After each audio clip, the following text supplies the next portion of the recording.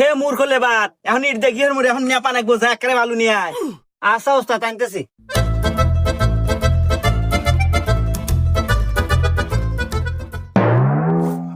এই শালা কামলা এই বালু যা নেপা যাবো রে।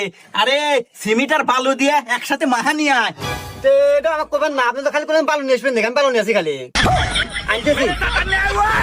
আগে কখন না কিছু না ই কি কামলা রে ম্যাডিন জিঞ্জিরা। এই এ কর বালু রুমের মতো নে, রুমের মতো আগে বেলাস্টার করবো।